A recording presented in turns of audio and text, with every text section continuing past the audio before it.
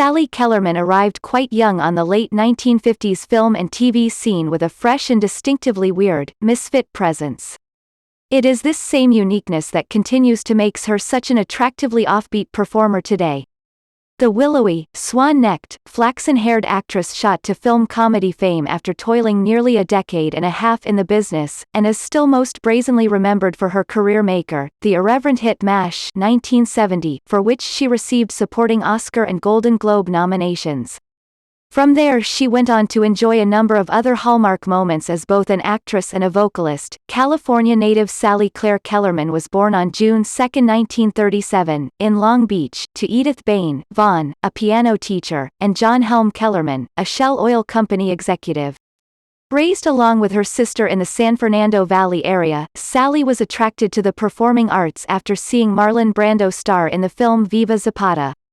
1952. Attending the renowned Hollywood High School as a teenager, she sang in musical productions while there, including a version of Meet Me in St. Louis.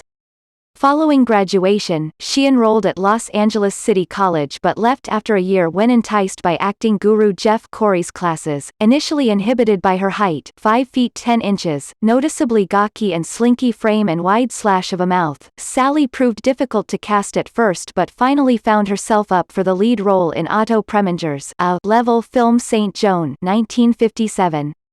She lost out in the end, however, when Preminger finally decided to give the role of Joan of Arc to fellow newcomer Jean Seberg.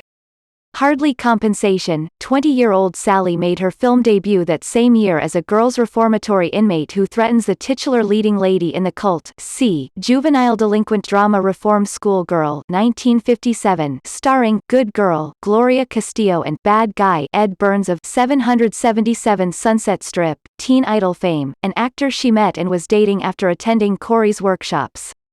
Directed by infamous low-budget horror film Samuel Z. Arkoff, her secondary part in the film did little in the way of advancing her career. At the same time Sally pursued a singing career, earning a recording contract with Verve Records. The 1960s was an uneventful but growing period for Kellerman, finding spurts of quirky TV roles in both comedies Bachelor Father, My Three Sons, Dobie Gillis, and Ozzie and Harriet, and dramas Lock Up, Surfside 6, Cheyenne, The Outer Limits, The Rogues, Slattery's People, and the second pilot of Star Trek.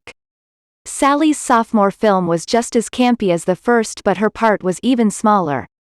As an ill-fated victim of the hands of a stranger 1962, the oft-told horror story of a concert pianist whose transplanted hands become deadly, the film came and went without much fanfare. Studying later at Los Angeles Actors Studio, West, Sally's roles increased toward the end of the 1960s with featured parts in more quality filming, including The Third Day 1965, The Boston Strangler 1968 as a target for killer Tony Curtis, and The April Fools 1969. Sally's monumental break came, of course, via director Robert Altman when he hired her for, and she created a dusky-voiced sensation out of, the aggressively irritating character Major Margaret. Kiss My Hot Lips.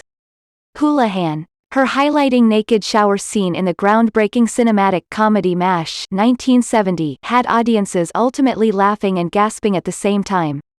Both she and the film were a spectacular success with Sally the sole actor to earn an Oscar nomination for her marvelous work here. She shouldn't have lost but did to the overly spunky veteran Helen Hayes in Airport 1970, becoming extremely good friends with Altman during the movie shoot. Sally went on to film a couple more of the famed director's more winning and prestigious films of the 1970s, beginning with her wildly crazed angelic role in Brewster McCloud 1970, and finishing up brilliantly as a man-hungry real estate agent in his Welcome to L.A. 1976, directed by Alan Rudolph. Sally later regretted not taking the Karen Black singing showcase role in one of Altman's best embraced films, Nashville 1975, when originally offered, putting out her first album, Roll with the Feelin', for Decca Records around this time 1972. Sally continued to be a quirky comedy treasure in both co-star and top supporting roles of the 1970s.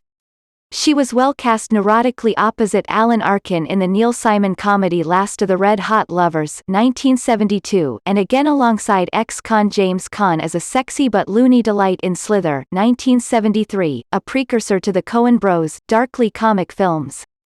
She also co-starred and contributed a song, Reflections, to the Burt Bacharach-Hal David soundtrack of the utopian film Lost Horizon 1973, a musical picture that proved lifeless at the box office. More impressive work came with the movies A Little Romance 1979 as young Diane Lane's quirky mom, Foxes 1980 as Jodie Foster's confronting mother, Serial 1980, a California comedy satire starring Martin Mull, That's Life.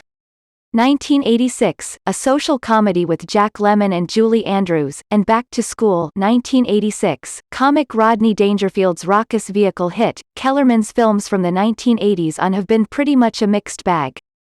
While some, such as The Low-Grade Moving Violations 1985, Meatballs 3, Summer Job 1986, Doppelganger 1993, Live Virgin 1999, and Women of the Night 2001 have been completely unworthy of her talents, her presence in others have been, at the very least, catchy, such as her Natasha Fatale opposite Dave Thomas's Boris Badenov in Boris and Natasha 1992, director Percy Adlon's inventive Younger and Younger 1993, which reunited her with MASH co-star Donald Sutherland, and in Robert Altman's rather disjointed, ill-received all-star effort Ready to Wear 1994, in which she plays a fashion magazine editor. When her quality film output faltered in later years, Sally lent a fine focus back to her singing career and made a musical dent as a deep-voiced blues and jazz artist.